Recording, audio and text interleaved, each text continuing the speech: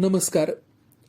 Bharat Ratna doctor Babasaheb Ambedkar यांच्या सबंध जीवन कार्याकडे पाहिलं की आपण थक्क होतो. मानवी जीवनाच्या विकासासाठी आवश्यक असणाऱ्या जवळजवळ सर्वच क्षेत्रात बाबासाहेबांनी कार्य केलं आहे. बाबासाहेब हे कुठल्या एका समाजाचे पुढारी नव्हते, ते राष्ट्रीय नेते होते. राष्ट्राच्या उभारणीसाठी त्यांनी दिलेलं योगदान हा एक स्वतंत्र आणि व्यापक चिंतनाचा विषय आहे. परंतु बाबासाहेबांच्या भारतीय संविधान निर्मितीच्या कार्याची आणि सामाजिक क्रांतीचीच चर्चा आपण समाजात वारंवार ऐकत असतो. या सगळ्याबरोबर बाबासाहेबांनी अर्थशास्त्र, राज्यशास्त्र, मानववंशशास्त्र, कायदेशास्त्र अशा अनेक अभ्यास शाखांमध्ये आपल्या व्यासंगानं मूलभूत भर घातली होती. त्याचबरोबर भारताच्या स्वातंत्र्यानंतर प्रारंभीच्या अर्थ, परराष्ट्र, जलविद्युत विषयक धोरणांवरही बाबासाहेबांचा प्रभाव होता. बाबासाहेबांचे जलनीतीविषयी चिंतन मूलभूत स्वरूपाचे होते आणि आजही ते आपल्या देशासाठी उपयुक्त आहे. खरं तर बाबासाहेबांचा भारतीय जलव्यवस्थापनाशी संबंध आला तो 1942 मध्ये. त्यावेळी बाबासाहेब व्हाईसरॉयच्या एक्झिक्युटिव्ह काउन्सिलचे सदस्य होते आणि त्यांच्याकडे श्रम, सार्वजनिक बांधकाम, सिंचन आणि ऊर्जा अशी खाती देण्यात आली होती. ज्यावेळी बाबासाहेबांनी मंत्रिपदाचा कार्यभार हाती घेतला तेव्हा त्यांच्या लक्षात आलं की इतक्या मोठ्या खंडप्राय देशात इंग्रजांच्या काळात पाणी आणि वीज यांच्या व्यवस्थापनासाठी केवळ 3 प्रशासकीय विभाग आहेत. ही गोष्ट बाबासाहेबांना खटकली आणि वाढती लोकसंख्या, वाढत्या गरजा यांचा विचार करून उद्याचा स्वतंत्र भारत जलसक्षम करायचा असेल तर आत्ताच सुरुवात करायला हवी या विचारानं बाबासाहेबांनी 1942 मध्येच नवीन जलनीती अंमलात आणण्याचा निर्णय घेतला आणि त्यासाठी त्यांनी central waterways, irrigation and navigation आणि टेक्निकल सेंट्रल पॉवर बोर्ड अशा व्यवस्थांची निर्मिती केली. पुढं पाण्याचं महत्त्व लक्षात घेऊन पाणी हा विषय केंद्र शासनाच्या अखत्यारीत ठेवावा किंवा करंट लिस्टमध्ये तरी घ्यावा अशी भूमिका बाबासाहेबांनी घेतली. संसदेत त्यांनी या विषयावर अनेकदा स्पष्टपणे मतं मांडली. त्यावेळी जमीन आणि पाणी या संसाधनांचा अभ्यासकांकडून एकाच निकषात विचार केला जात होता. पण जमीन स्थिर आहे, ती कुठेही हलणार नाही. पण पाण्याचे तसे नाही. पाणी प्रवाही आहे, ते चल असल्यामुळे जिकडे उतार दिसेल त्या दिशेने ते वाहून जाणार आहे. याचा विचार करून जमीन हा विषय जरी राज्य सरकारच्या अखत्यारीत ठेवला तरी पाणी हा विषय मात्र केंद्र शासनाच्या अखत्यारीत असायला हवा असे बाबासाहेबांना वाटत होते. त्यामागे त्यांचा खरं तर एक मूलभूत विचार होता.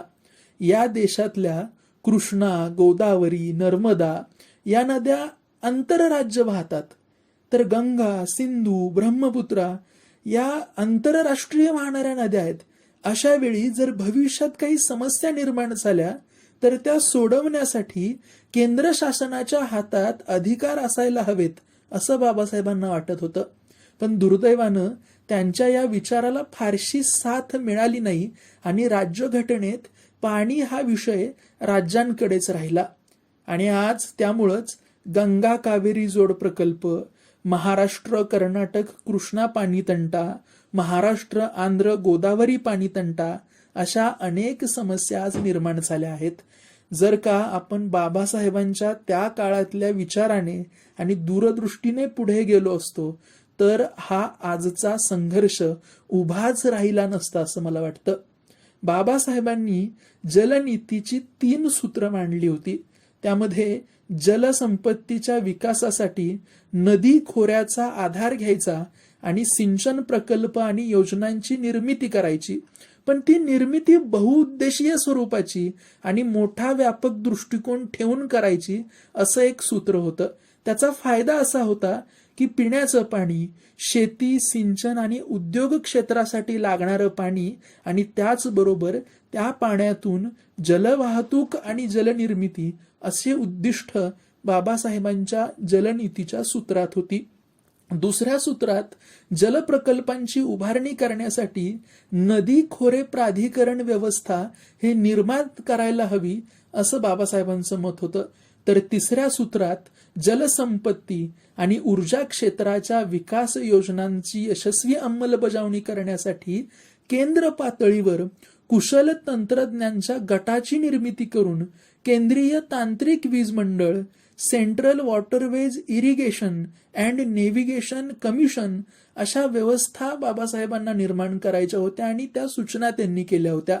सूत्रबद्ध जलनीती ही अशा पद्धतीनं या देशात राबवता येऊ शकते हे बाबासाहेबांनी आपल्याला दाखवून दिलं होतं. बाबासाहेबांच्या कुशल अशा या जलनीतीची उदाहरणच जर द्यायची झाली तर हिराकूड, सोन नदी प्रकल्प, दामोदर खोरे योजना, महानदी व कोसी खोरे विकास योजना अशी अनेक उदाहरणं आपल्याला आज सापडतील. महानदी ही ओरिसा प्रांतातील सगळ्यात मोठी नदी होती आणि जुलै-ऑगस्ट 1943 मध्ये या महानदीला आलेल्या महापुरानं अक्षरशः हाहाकार माजवला होता. या नदीच्या खोऱ्यातील लोकांना त्या काळात वर्षातून आळीपाळीने महापूर, पाणी टंचाई आणि दुष्काळाचा सामना करायला लागायचा. आरोग्याच्या, दळणवळणाच्या, गरिबीच्या, दारिद्र्याच्या अनेक समस्या तिथं निर्माण झाल्या होत्या आणि हे प्रचंड जलसंपत्तीचा एक स्रोत असून देखील झालं होतं. शेवटी या समस्येवर बाबासाहेबांनी अनेक दिवस गांभीर्याने विचार केला.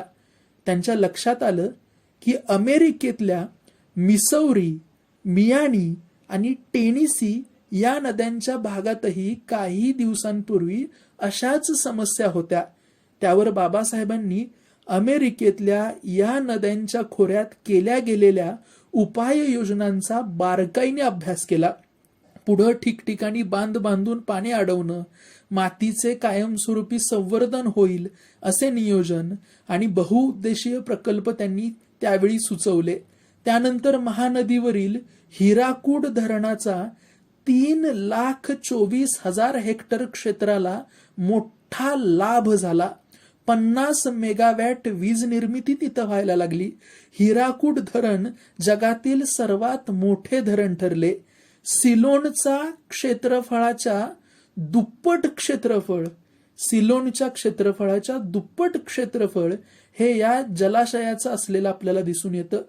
हिराकूड धरण 1957 मध्ये पूर्ण झालं आणि ओरिसा राज्य वैभव संपन्न आणि सशक्त झालेलं आपल्याला दिसून येतं.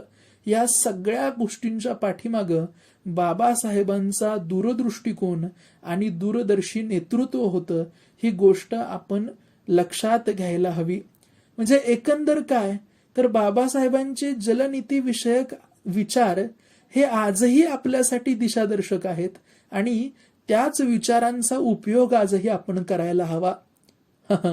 ज्या बाबासाहेबांना त्यांच्या पूर्वायुष्यात पिण्याच्या पाणीसाठी ज्या भारतीय समाज व्यवस्थेनं अनेकदा अपमानित केलं होतं त्याच भारताच्या जलनीतीचे बाबासाहेब हे पुढं उद्गाते ठरले. ही गोष्ट ध्यानात ठेवून आपण सगळ्यांनीच बाबासाहेबांच्या विषयी कृतज्ञ राहायला हवं असं मला वाटतं. धन्यवाद. नमस्कार. भारतरत्न डॉक्टर बाबासाहेब आंबेडकर यांच्या सबंध जीवन कार्याकडे